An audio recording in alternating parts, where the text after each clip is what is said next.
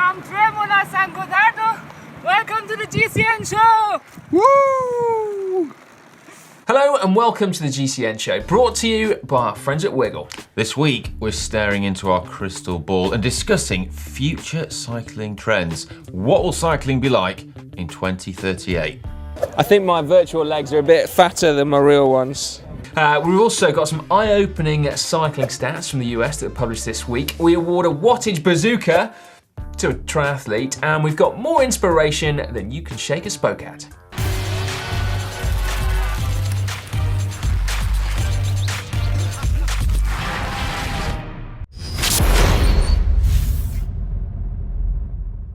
This week in the world of cycling, we learned that cyclists are still faster than triathletes. Yeah, it's cycling, not the other things. We also learned this week that Geraint Thomas's Tour de France trophy was stolen from the UK bike show. Fear not though, because Lance Armstrong stepped in on Twitter with this tweet. Gee, Burma dude, I got like 7 of them if you want to borrow one. It's like Lance is in the room. Amazing. Not entirely sure they're his trophies to loan anymore, are they? But yeah. Anyway, after the news last week that EF Education First Drapac, powered by Cannondale, are now clothed with Rapha, will be forging their own path next year by racing non-UCI sanctioned, non-road races like the Dirty Kanza gravel race or the Red Hook fixed gear crit, as well as their standard World Tour programme. And after our annual look into the crazy world of Ironman and triathlon tech, which includes but is not limited to socks that extend up to the knee but don't go over your foot. Yeah, we started to wonder, just what will cycling look like in 5 years' time? And then what will cycling look like in 20 years' time?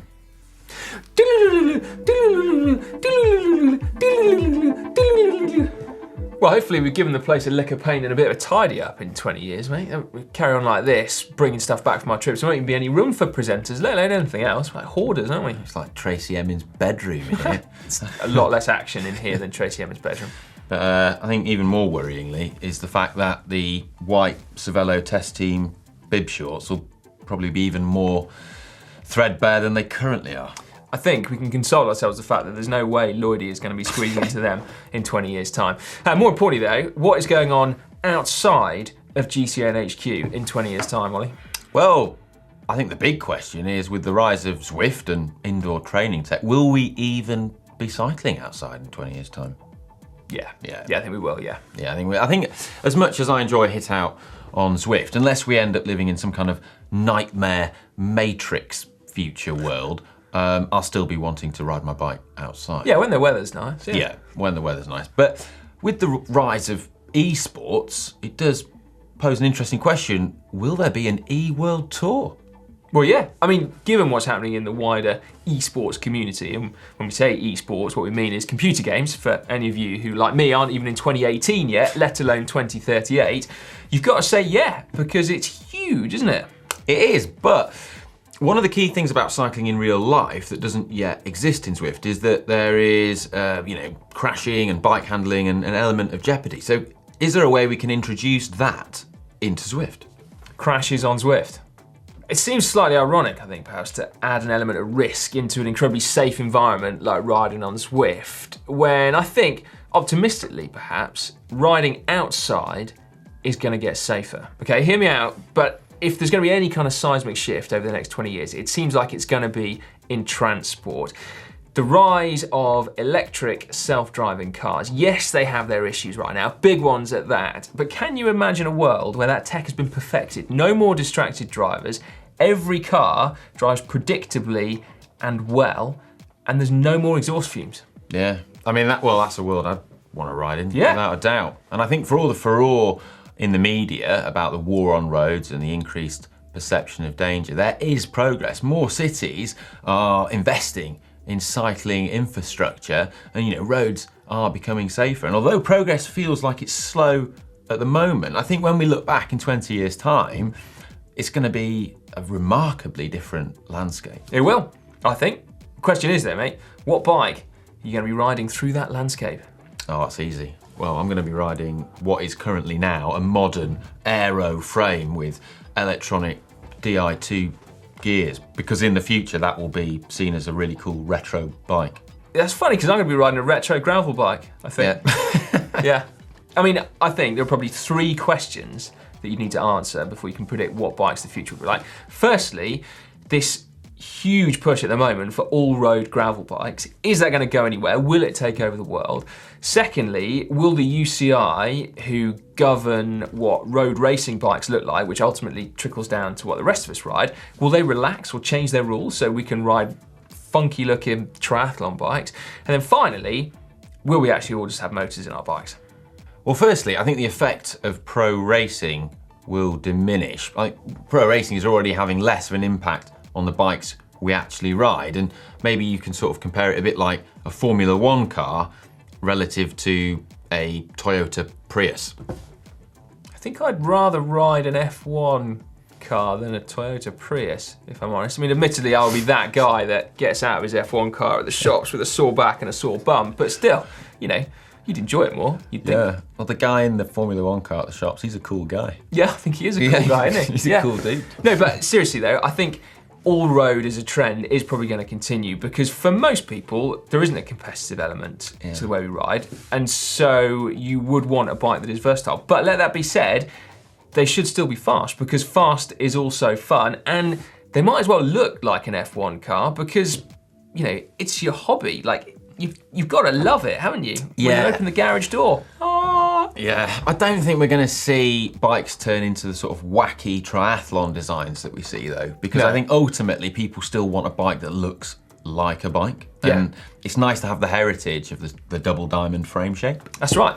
And spray it Celeste green like John Cannings would do, and you still got yourself a Bianchi, haven't you? Yeah. Derailleurs though, they'll be a thing of the past, mate. I mean, You reckon? Yeah, well, when you think about it, like if you compare a bike to another mode of transport, like a car or a train or a plane, the rate of wear on a bike is astonishing, isn't it?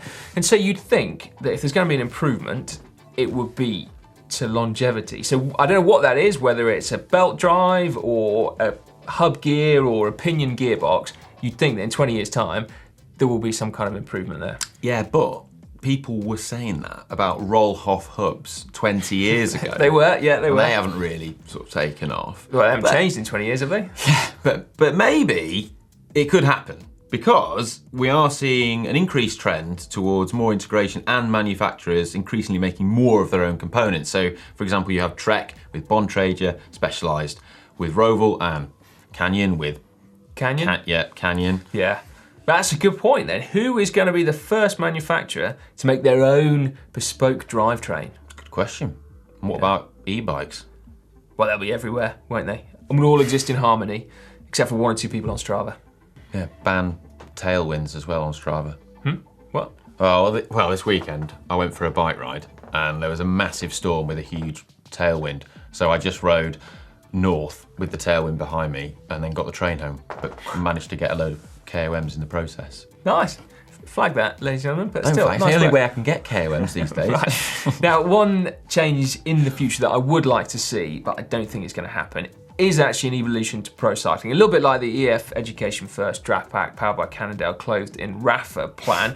We actually talked about this a while back, not saying they stole our idea, but how good would it be to have an ultimate cycling champion? Yeah, sort of master of all cycling events. Yeah. So road, gravel, cross, mountain bike, everything. Fixed gear, Zwift. Just all thrown into it. Well, to a certain extent, we already have it in the women's peloton. A little bit, yeah. With riders like Pauline Ferrand-Prévot and Marianne Vos, who sort of win all the world titles across every discipline ever.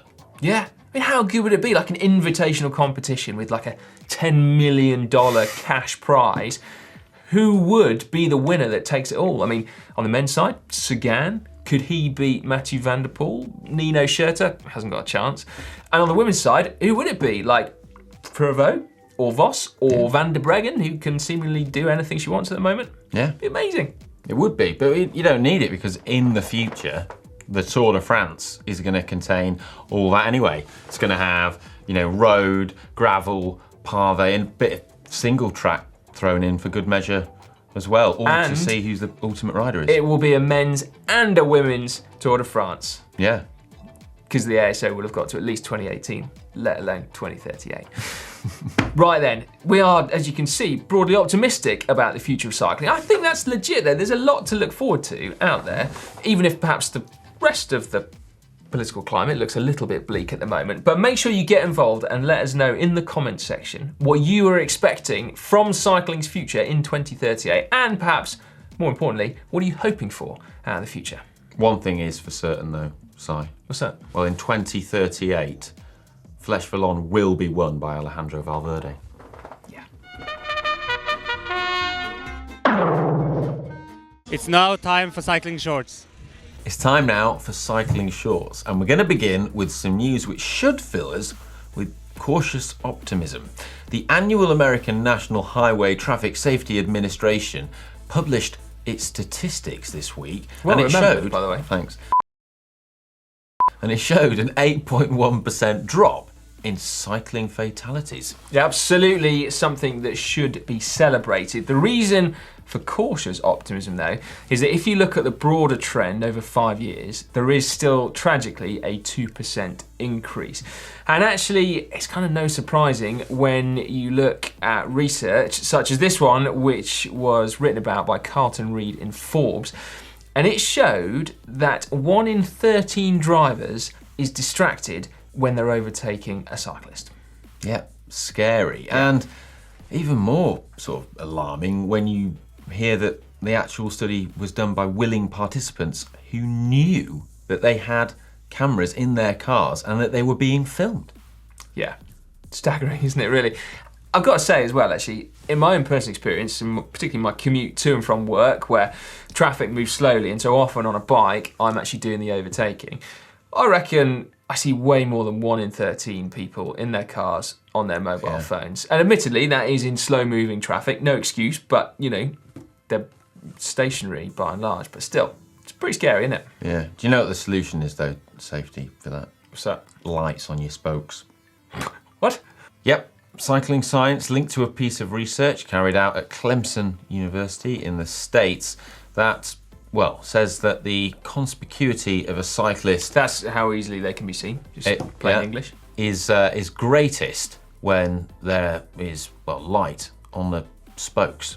Obviously, this means that you're not going to be able to see it when they're approaching directly in front or from behind, but if you're approaching from an angle, well, that's food for thought, isn't it? Isn't it? That's the research team, I think, isn't it, that have been sort of really pushing for moving lights on limbs, and then now lights on spokes. Yeah. Yeah, really interesting, isn't it? Right, total change of pace now, and we have another update on the around the world record attempt from the Scottish rider Jenny Graham. At the time of filming, the 37-year-old Scottish ultra-endurance cyclist has just passed through France and is now on the home leg back to Berlin, where she started 121 days ago. And it's looking like she's going to absolutely smash that record. Yeah, the record that is currently set at 144 days by the Italian cyclist Paola Gianotti. And let's be clear about this as well. This is the self-supported record, so no external assistance. That's 121 days camping in a hedge every night. That's impressive. And then riding a bike. No, seriously though, that is a bonkers achievement, isn't it? Fantastic. Another record that's gone is the fastest Ironman bike split. As we mentioned earlier at the start of the show, former professional cyclist Cameron Wurf absolutely smashed the Ironman World Championship bike split at Kona, recording the fastest one ever.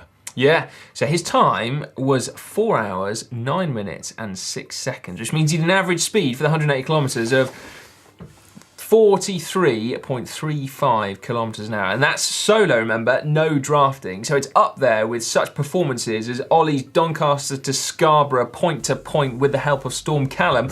He was still a little bit quicker, wasn't he, even than you? Well, phenomenal achievement. Yeah, and he didn't have any socks on, poor lad. Almost looks like a normal bike that he's riding there too. Does, doesn't it? Pinarello Bolide. Maybe those fancy pants triathlon bikes aren't all they're cracked up to be. Yeah, or maybe he's just got a pair of legs on him. Whatever the reason, we're going to dust off the old wattage bazooka and award it to Cameron Wurf, now a triathlete, although he was a pro cyclist. You know, I have a feeling we've actually awarded him a wattage bazooka for his Ironman bike split before. Right. Yeah, I think so. Back in the day. Anyway, well deserved, Cameron. Right, now back to normal road racing, if we can call it that. On to some of my favourite races of the year, I think, actually. Those Italian one-day races that close out the European season. Thibaut Pinot took his first ever professional one-day road racing win by taking Milano-Torino. And then, a couple of days later, he backed it up with his second ever one-day pro racing win and his first ever monument, the last monument of the season, Il Lombardia. Yeah, a popular winner and the first Frenchman to win the race of the Falling Leaves since Laurent Jalabert. Good fact. It's now time to announce the 6 lucky winners of our Continental Urban GP Tyres giveaway with black or limited edition coffee-coloured sidewalls. Who are they, Si? All right, should we drum roll it? Yeah. The winners are Claire Herring, Nick Hall, Ross Edgecombe, Mark Snacky, Adam Bullock, and Gareth Platts. There we go, congratulations to all 6 of you. Tell you what, mate, I would so be going for coffee-coloured sidewalls for an urban bike. Proper cool. Are you ready for some inspiration? Always. It's time. It's time for you to submit your inspirational photos to us. We sift through them and then award the top 3 of the week. And the top 3 receive some pretty epic prizes from our friends over at Wiggle. 50, 75 or £100 in vouchers. Which is cool, isn't it? Just sending in a mega photo. Anyway, who rounds out the podium in third, Ollie? So in third place this week, we have this photo from Stephen, and it's taken in Cebu in the Philippines. I hope I've pronounced that correctly. Which he says is a 19-kilometre climb that he describes as being absolutely brutal, with maximum gradients of 20%. But it looks worth it with views like that at the top. I quite want to go there and have a coffee. Yeah, that's pretty cool, isn't it? Yeah, you know what, I thought initially, I was like, oh man, iced coffee, that ruins it. But he actually says, doesn't he, that it's an iced latte because it's too hot to drink hot coffee. So, forgiven, Stephen, for that. Yeah. Anyway, £50 of vouchers. This one comes in at number 2. This was sent in by Sami Lampinen from Finland. And it says, what a ride. The FK Gravel Fondo, 110 kilometres of pure pleasure in this weather. And that does look absolutely mega, doesn't it? Nice autumnal shot there. Yeah, I think Fantastic. we're going to be, brace yourselves. I think there's going to be more autumnal shots in the next few weeks, but I'm looking forward to it because I love them. I love the light and the leaves and everything, the shades, it's great. But in first place this week, winning £100, is this photo from Brad, who says that his road bike is a Ridley Phoenix, but you won't see it in this photo. And there's a good reason for that. So he sent us this message, which says, a year ago this month, I had surgery to remove my prostate after cancer was found, none of which was due to my 5 years of bike riding. I have a family history of prostate cancer. I wore my GCN cap right up until they wheeled me into surgery as a reminder that I'd be getting better soon and back on my bike. 5 weeks after this photo was taken, I did a slow 20-mile ride to the next town and back, and my latest blood tests show that I am cancer-free. The best part of all, thanks to early detection and an excellent surgeon, all my equipment still works. Don't be afraid of the checkups, fellows. And yeah, I think that's absolutely fantastic and great news. Genuinely really inspiring. glad to hear. Yeah, absolutely brilliant. Yeah. Thanks so much for sharing that. Absolutely, and yeah, £100 winging its way to you in the form of Wiggle vouchers. Enjoy it. Yeah, if you want to get stuck in and submit your inspirational photos for next week, the link is down in the description and you can head over to GCN Loader, but of course you can also submit it on Instagram as well with the hashtag GCN Inspiration. Coming up on this week's Tech Show, we have exciting new kit that was revealed at the Ironman World Championships in Kona. We also have the UCI illegal TT bike from Specialized, their new shift, and we will be discussing should the UCI rules be relaxed to allow for these more extreme designs in the Pro Peloton. All of that plus our usual features. So make sure you check it out on this week's Tech Show on Thursday. It's hack/bodge of the week now. You submit your photos of hacks or possibly /bodges and we decide which one it is. We're going to start with this one, which was sent in by David from over in Brooklyn, New York. He said this is a fork mount block. I'm still working on a name, so bodge number 1 there, Ollie. It's designed to allow a bike to rock when used with his trainer to save precious inches and isolate vibration with a rubber bottom. Now, I'm looking at this, Ollie, and I think, oh, it's nice craftsmanship, but what does that do that a front wheel doesn't? Well, while I'm all for saving precious inches and rubber bottoms, I think wheels have a rubber bottom anyway. They do. They're very good insulators, aren't they? I think what we need here, I think we need to reserve judgment until we actually see a video of this in action, because it's not immediately obvious to me what this is actually doing. Okay, well we'll withhold judgment then, David. Perhaps you can get a video over. Maybe you can show how much it's isolating your friends in your apartment below from the noise. Yeah. But anyway, yeah, well done on the craftsmanship. That's a nice bit of MDF. Bit of woodwork, yeah. Good work. No, that's not MDF, mate. No, that's ply. That's ply, yeah. Oh yeah, we know our wood here. 12mm ply, yeah. 12, is it? Yeah, it is, yeah. Oh, good lad. Right then, next up, who's this? Here we have Kevin Schnebley, who has this sort of improvised bike rack system that he's put into the back of his car. That's cool. I think that's, I like the way that it appears to sort of come out to take the bikes off as well. It slots like a drawer. It's very good. That is cool, yeah. There's a lot of work gone into that. Top marks. I think that's a hack right there. That is a hack, yeah. Definite hack. No more scratching your bikes in the boot of your car. Where do the wheels go? The front wheels? Is there hang on a minute. Kevin, is there a front wheel mount as part of your amazing contraption? I'm sure he's thought. Or have they gone rogue somewhere in the trunk?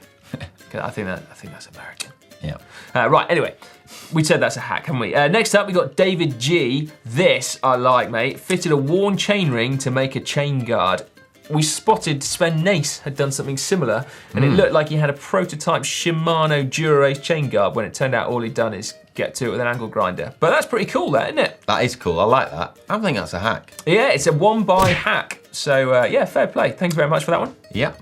Next up, we have Heinrich Strobel, who has attached a Garmin mount to the back of his saddle. And the reason why he's done this is because on a track bike, you can't have your computer on your handlebars or on an out front mount. You're allowed to stow it underneath the saddle or stick it in your skin suit or jersey or whatever, but it safely sort of secures it there. I mean, he's gone to great lengths there, hasn't he, with cable ties. So, I mean, that really is an astonishing piece of handiwork. Yeah. So a niche problem well solved. Thanks for that, Heinrich. But in a sort of bodged way. I think it's fair to say that it's definitely a bodged way. Yeah, yeah. I mean, you might as well just use a bit of electrical tape and sod the mount. Yeah. Anyway, there we go. Right, that brings us to a slightly sad, mildly, depressing end to hack or bodge for this week. Let's see if we can end on a high next week. Keep those hacks and bodges coming in, either on Twitter or Instagram with the hashtag GCN hack, or of course, on our uploader, the link to which is in the description, but you already knew that. Before we get on to what is coming up on the channel over the next 7 days, a little bit of time to reflect on some of the amazing comments that you have been leaving under the last 7 days worth of videos. So, without further ado, there's a great couple from underneath Emma's video about performance enhancing supplements / foodstuffs / nutrients. This one here from Bruno Zub. I was on my bike once when someone threw a bottle of omega-3 pills at me. Luckily, my injuries were only super fish oil. Got 71 likes, that one. I'm not surprised. Yeah. People love a good pun. Yeah, they do, including David Harper, who wrote, "Becoming a vegetarian is a huge mistake." Mistake? Mistake, yeah. Like you did there, David. Genius. Right, and then just to quickly take ourselves away from the terrible world of puns, under Hank and yours actually, fantastic Red Hook crit video from Sunday. Helen Wilkie said, "Wow, that was pretty thrilling for a channel I originally discovered because I wanted to learn how to wrap bar tape. Top work, lads." And yeah, I mean, it's got to cover all bases, haven't you really? Yeah, How to wrap handlebars, bottom bracket standards, demystified, James races Red Hook crit, nearly dies, does really well. I mean, all bases are covered here. Yeah. Right, which is much like the next 7 days worth of videos here on the channel. Yeah, so coming up on Wednesday, we have 7 sunglasses that shaped Oakley. That's one of yours, isn't it? That's right, yeah. No, for any lovers of Oakley sunglasses, and there's gazillions of us out there, then make sure you tune into that one. Pretty cool. And on Thursday, we have advanced cyclocross skills for beginners. And on Friday, Ask GC Anything. Yep. Then on Saturday, we've actually got a secret new product release. We can't tell you anything now, but make sure you factor that one in to your day.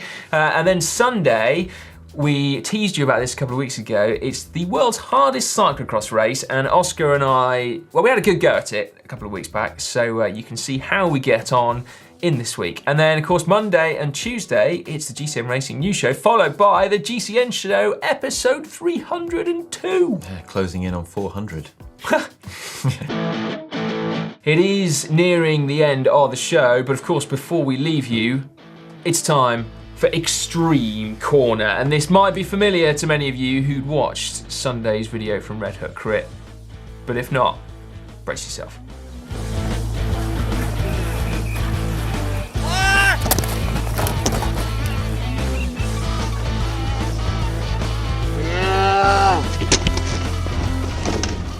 Oh, crikey. And that is a real life whelp from James there as he went ploughing headlong into a crash with no brakes. I think I'd probably do quite a lot worse actually than a mild whelp.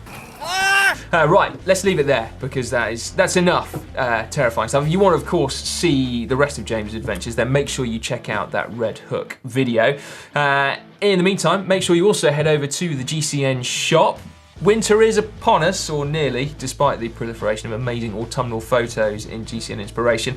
But we've got kit for everyone, GCN Fan Kit and GCN Pro Kits to take you through those cold winter months. Certainly came in handy the other day when I rode to Scarborough on the train home. With a tailwind like that, mate, I'm surprised you went in shorts and a jersey. It was cold on the train home, I wasn't moving. Right. Anyway, make sure you give this video a big thumbs up as well.